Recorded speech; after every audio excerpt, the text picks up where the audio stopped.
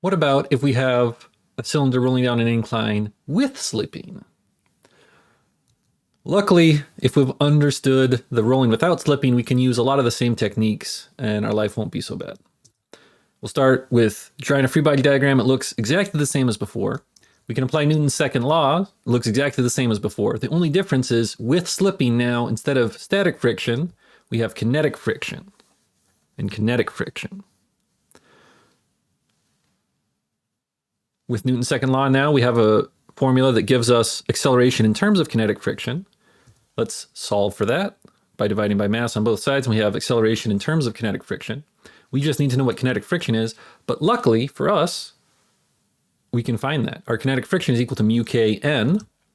We can plug in our normal force of mg cosine phi from over here, and we get our kinetic friction force.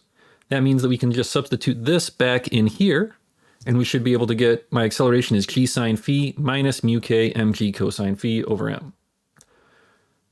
We can cancel out the two m's there, and we're left with g sine phi minus mu k g cosine phi.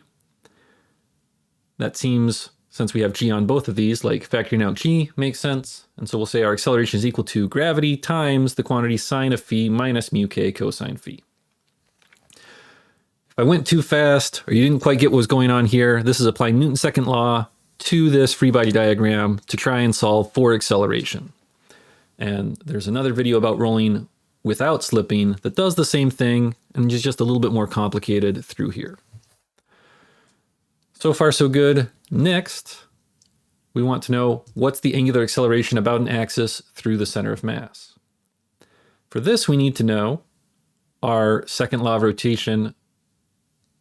motion for rotation, which is sums of the torques are equal to I alpha. As before, the normal force and mg won't appear in this if we sum our torques about our central axis here, because they're both coincident or concurrent forces acting through that axis. We only get Fk times the radius. That means we have R Fk is equal to I Cm alpha, which we can solve for alpha by dividing by I on both sides. That gives us our angular acceleration, just what we were trying to find, in terms of stuff we know.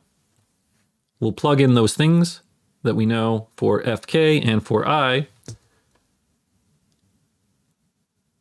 and eliminate some things that are common between them, like the m's and one of the r's cancels, and we're left with our angular acceleration of 2 mu kg cosine phi over r. If you want this in a general term, we can just not substitute in the moment of inertia for the cylinder, and we'll get this in terms of generally for anything that's rolling without slipping. So it's just going back one step and leaving the I there, and now we have a general solution for something rolling with slipping, going down an incline.